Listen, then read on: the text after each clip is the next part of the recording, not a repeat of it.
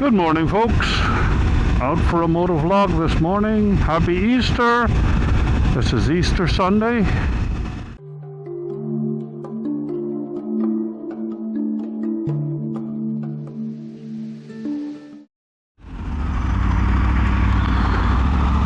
This is pretty much a test ride again. Again, I'm test riding a new motovlogging camera. So hopefully I'll get all my settings right today and and see what the footage looks like. I know today is not the greatest day for motovlogging. Sky is overcast and you know, there's going to be a lot of wind. It's going to be a windy day. I'm going to be heading to the new Kentucky park, which I like to go to, and continue this vlog. So it's a nice spot to go. Hopefully it's open today. Today being Easter Day or Easter Sunday, it could be closed.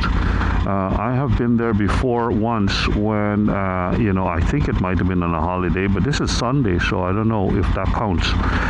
But yeah, I was there one time and it was closed, so hopefully it's not closed today.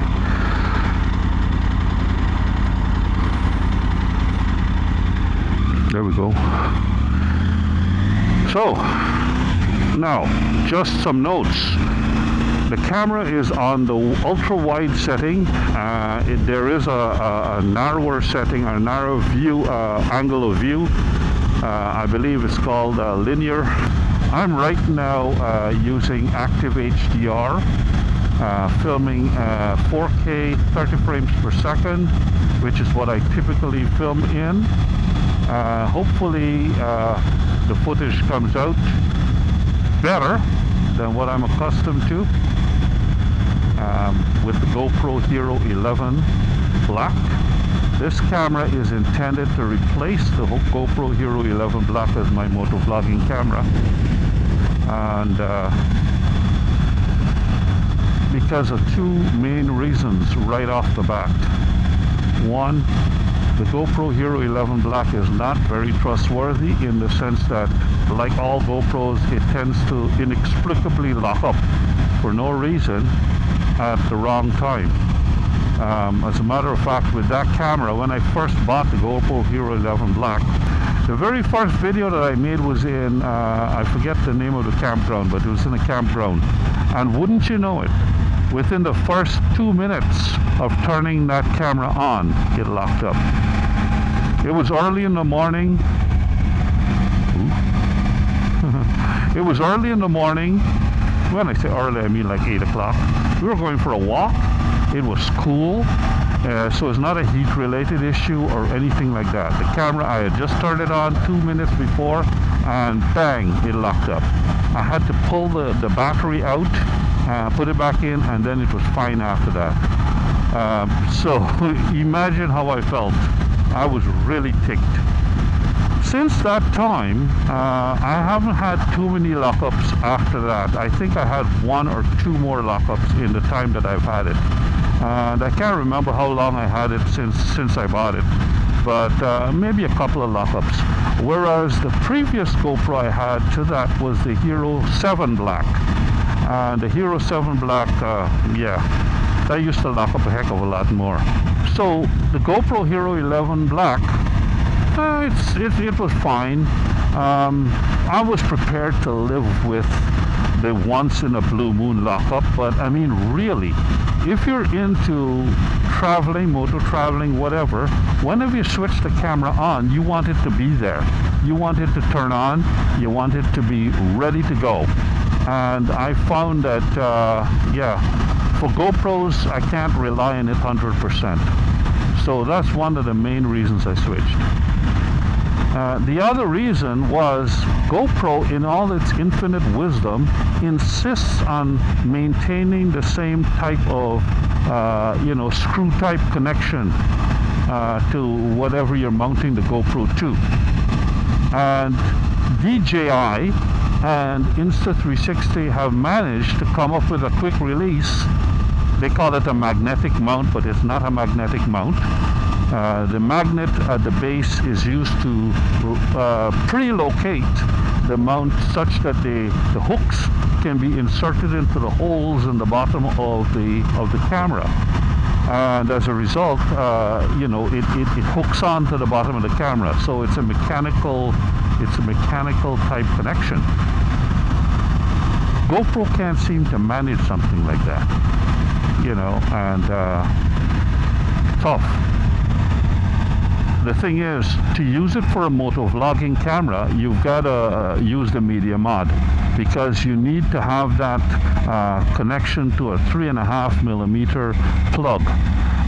Previous GoPro that I had was the Hero 7 Black, and that had a stupid dongle. So the Hero 11 that I have, it doesn't require a dongle, but you require a media mod to which you can plug in your external mic. And I need an external mic for motovlogging, because the external mic is in my helmet. And so you've got to use the media mod, even though you're not using any of the other features of the media mod, which is quite a pain. It makes it a very big, bulky affair. So the point I'm getting at is, if you run out of battery and you need to change the battery, you've got to take the whole bloody camera with media mod attached. You got to take it off of your mount, disturbing the angle which may be pointing down or up just to your liking. You've got to take it off. Then you've got to disassemble the media mod, pull the camera completely out of the media mod, change your battery, put it back into the media mod, flip out the legs, and then install it back into the mount, and hopefully you've got the angle right. How are you supposed to do that when you're going down the road and you just realize that your battery has died? You're going to pull off to the side of the road, do all of this nonsense. It takes time. So that's another reason why I've got this camera. This camera has a quick disconnect. Not only does it have a quick disconnect, but the battery, there's no cage or media mod type thing surrounding the camera. So you can access the battery door. Even if you wanted to, you can access the battery door without taking the camera off the helmet, which is great. But even if you had to take the camera off the helmet, there's a quick disconnect. So very, very simple, very straightforward. So that's another huge reason why I got this camera. What camera was it? Well, if I didn't mention it before, it's the Insta360 Ace Pro. Since getting this camera, I have started to play with it in the house, and examining the features and all of that. Of course, looking at lots of videos, and oh my God, the responsiveness of the screen and all of the features that it has built in. For example, the gesture control. That's kind of like a little bit of a gimmicky type, feature. Gesture control. You put your palm up to start a recording, or you put a peace sign up to take a picture. I didn't think I'd need to use that, but let me tell you this. When using this camera recently, when I visited my daughter for supper, my granddaughter was loving this, and hey, she says, look, I can start. She started to take pictures like crazy using her hand gestures, and I found it useful, especially if you're vlogging, to just use the gesture controls to start and stop your recording. It's very convenient. It's not a must-have, it's not a deal breaker, but it's something that adds to the value of the camera. That and pause recording and all of that kind of stuff, these are features that I would find that would be quite useful on this camera. So I'm going to make a separate video anyway about the camera, and maybe comparing it and going a little bit more in depth as to why I've chosen this over the Hero 11 Black. Obviously, I've only had the camera now for a couple of days, and I haven't used it yet. This is the very first time I'm using it now for its intended purpose. So, hopefully it works out and it takes good video, good audio. On the topic of audio, that's one thing I can give the GoPro cameras a real high praise for. Their audio is fantastic. Whether it's internal microphone audio from the 3 microphones, whether it's that or audio coming from an external microphone using the media mod, I always find that the sound is well attenuated. It's got good boost.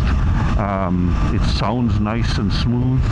Audio is always great, and it worked great with my helmet setup for intercom audio, for recording intercom audio. I think I made a video before where I had tested an Insta360 RS that I bought, hoping to replace the GoPro with the Insta360 RS. That camera was a good camera in terms of video. The video was acceptable. It wasn't the same. It had a slight different tone to the color coming out of the, straight out of the box. But the problem was that with that camera anyway, and the external mic adapter, that camera put both the rider and the intercom on the same channel. They weren't on separate channels, and the intercom recording was very low. So I couldn't boost my wife when she talks fairly soft, so I couldn't boost her voice without boosting mine at the same time. So that killed the Insta360 RS as a, look at this guy. He just pulled straight in.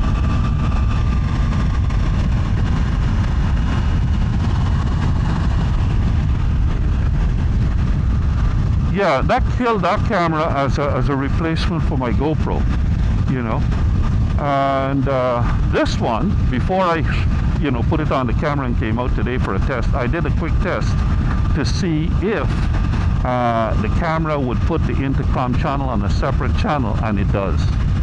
Same setup, same wiring setup for the helmet, right?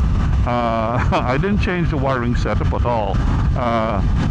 So the same wiring setup I had for the Insta360 RS, I used for this camera, and this camera has the intercom on a separate channel, which means I can vary the boost on that as much as I like. I can even switch it off. So as soon as I saw that,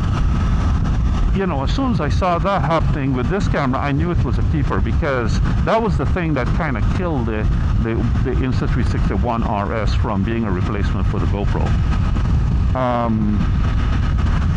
So now it's just a matter of its, usability, functionality. I want an action camera that is good for motovlogging, and then when I jump off the bike, I can quickly release the camera off of the bike, off of the helmet, not disturb the angle, the shooting angle, which hopefully is working out right now. Not disturb that, quickly release it, stick it onto a selfie stick or something like that, and then continue doing my recording. Let me check and see if it's still recording. Yeah, it's still recording. Another advantage of this camera is that it's got this huge red bar across the front screen that tells you if it's recording. So in the brightest sunlight, you'll be able to tell easily whether it's recording or not. And that's an issue with the little small LED of the GoPro and other cameras. They only have a little tiny LED, and it can be sometimes hard, if you're in brilliant sunshine, it can be sometimes hard to tell whether it's recording or not. But no problem with this one. Another thing with this camera is it's got haptic feedback. So when you turn it on, you turn it off, it vibrates. And it vibrates such that you can feel it, even if you can't hear the beep from the camera, you can feel the vibration in your helmet. So that's another nice touch. GoPro doesn't do any of this. So anyway, in terms of feature set, in terms of usability and convenience features, this has got the GoPro blown completely out of the water. For my use case, you know, usability and functionality is you know, paramount. They all shoot good video, so you know, if the audio sucks, then that would be a concern. But I already did a couple of test videos in my house just to listen to the audio, and it was perfect. It was just like the GoPro. But I just wanted to give you you know, an indication as to what the camera was, and the main reasons. Is it open? Yep. And the main reasons why I'm switching to this camera. Should be nice and quiet in here today. Now I've got active HDR on, so I don't know, it will be interesting to see how it brightens up. I'm riding under the trees and it's kind of dark in here. It's not very contrasty because I don't think I have too much sky in the shot, but oh, there's somebody there. Oh Lord, there's an ambulance, and he's kind of like exactly where I like to go. But anyway, it's kind of dim in here, so this is not a HDR scenario. But another thing about this camera is that it's fantastic in low light, you know, when you use pure video. But if you're not using pure video, then it's probably very similar to any other camera.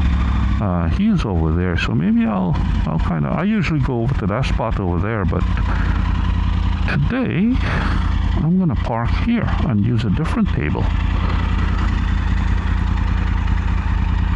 But one of the reasons, like I said, I like this park is because it hardly gets anybody in it.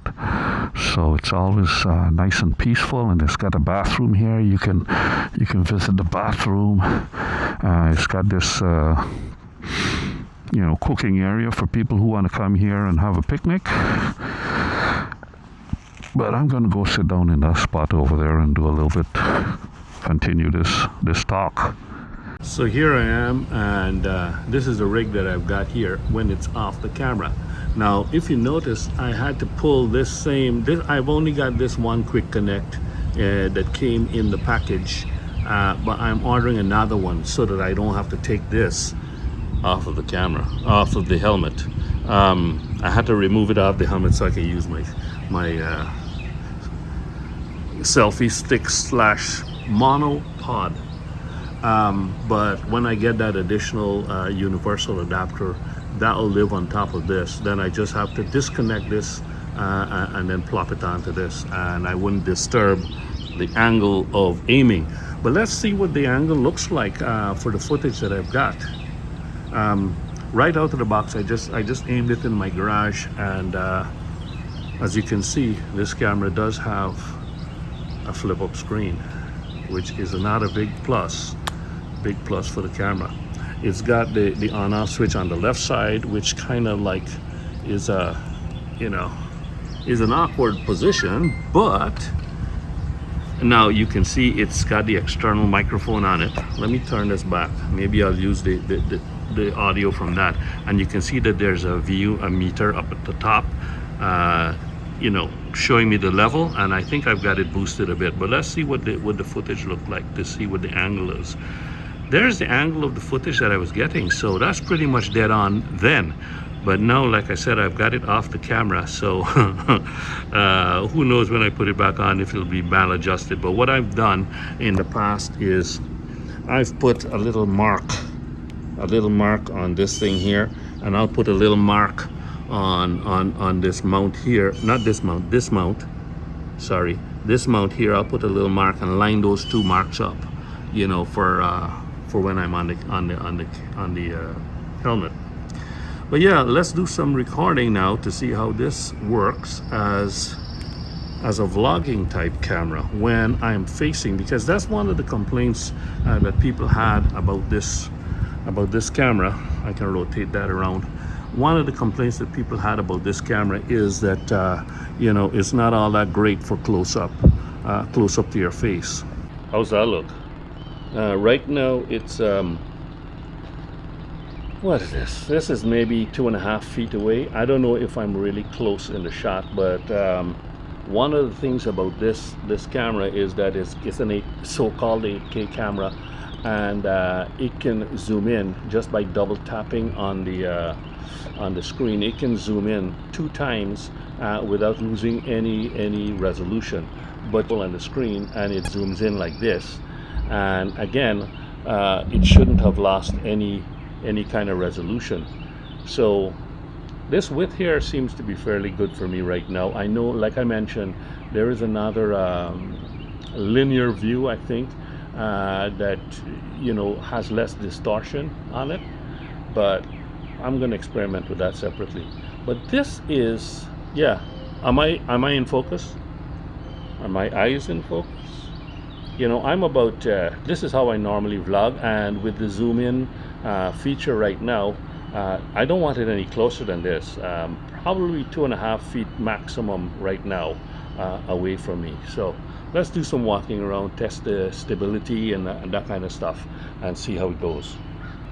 So I'm recording once again. I've zoomed back out, and hopefully this microphone is picking me up well. But yeah, I've zoomed back out, and I don't know what the clarity and you know, the final product is going to be like, but the meter right now is showing that it's about half. It's not into the red zone or anything like that right now, and I think I've got it set on plus 6 decibels. So I'm gonna tune that when I get back, you know, and edit this in the on the computer. But yeah, this big screen is great for, you know, seeing yourself, framing yourself. Let's frame the beautiful Tiger 900 Rally Pro. Isn't that something? I can see everything in the shot there. Hopefully that's clear. So what the problem was is that people were saying that if you're kind of like 2 feet or thereabouts, a little bit more than 2 feet away, your face wouldn't be clear, but the background would be perfectly sharp. You know, I don't know how that's going to work out with me. This is an overcast day, so from a photography standpoint, this is perfect for doing outdoor photography, as long as sky is not involved. If there's any involvement of the sky and you're going to be shooting the sky, then you know, it's not a good day for photography. Otherwise than that, if you're shooting low light, the light is more soft, it's more dispersed, and you get a little bit better result. I don't know what the stabilization is like. I'm not walking very fast, I'm just walking very slowly. I think this is pretty much testing as much. Let's see how it handles the transition into a darker background. I'm still in the light. Oh, ambulance is leaving. All right, let's walk over to my usual spot. This is the usual picnic table that I usually come to. I do a lot of my videos here. It's not too wet or anything. I can still come over here. But that person is backing into where my bike is.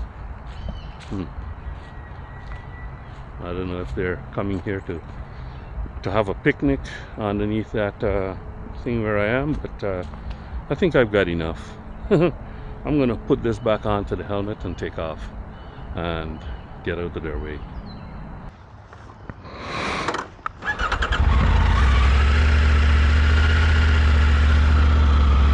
All right, their way.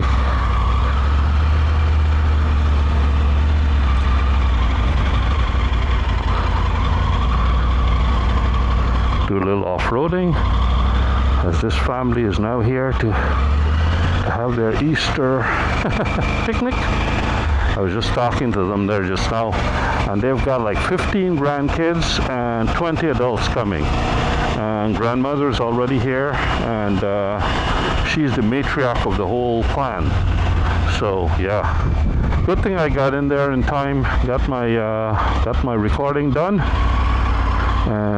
because they're gonna need that pavilion. They've got it reserved.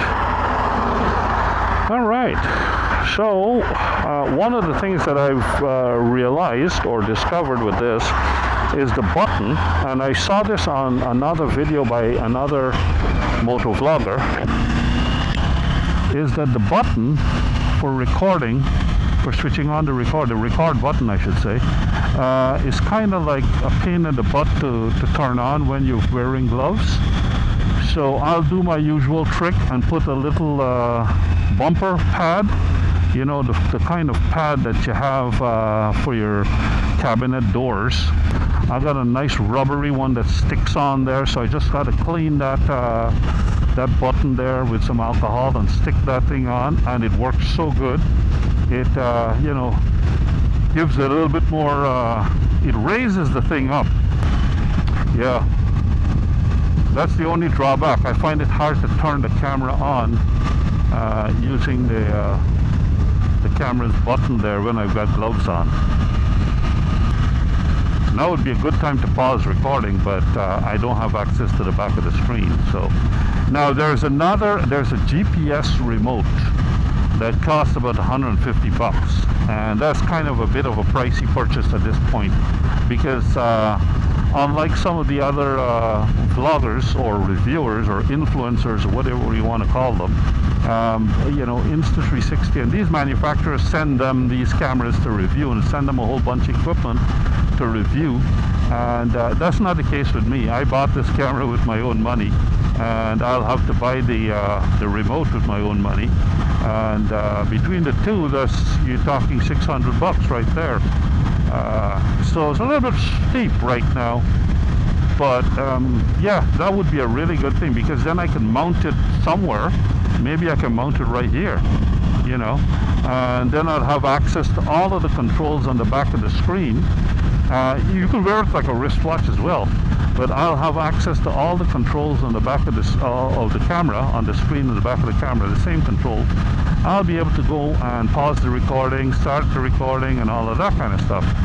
All I ask is that it makes connection to the camera a little bit more reliably than the remote that I have for the GoPro, which is the most useless piece of SHIT that I've ever come across, you know, when using these action cameras.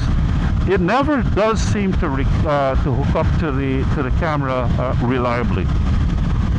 It's terrible. I do have a remote for the Insta360 One-R, which also supposedly works for the RS, and while that's a little bit more, you know, I don't know, reliable than the GoPro remote, it's still not very reliable. But it's much cheaper than this GPS remote for the Ace Pro. So I don't know. I'll check out the Ace Pro later on. Maybe I'll buy one, and then I'll have the accessibility for when I'm riding to be able to switch it on, change settings, and that kind of thing. But for now, I've got to just press the record button, and hopefully I can actually get it to stop and start as I need to. Now I'm going to be recording for the duration of this ride in this little area here. Essentially what I'm not going to be including that in the video, in all of it in the video, but I'll be running the video just to see if it overheats and locks up. Temperature right now is 76, and it's a little bit humid, but as long as I keep moving, I'm feeling cool. So yeah, camera should be feeling cool too. So its own heat will be the one will be the thing that will determine whether it locks up due to heat. But like I said, with the GoPro, it wasn't heat that was causing it to lock up. The time when it locked up, it was just mysteriously just choked. It wasn't hot. It just stopped working. You couldn't turn it on, you couldn't turn it off, you couldn't do anything with it. Well, it was on, you couldn't turn it off. You had to pull the battery.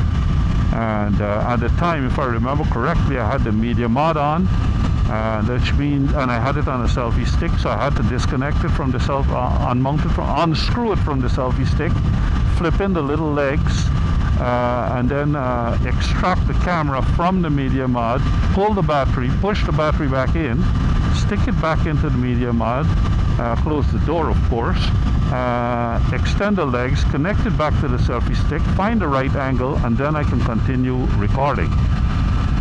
You know, that's a lot of hassle. All for a lockup that was unexpected.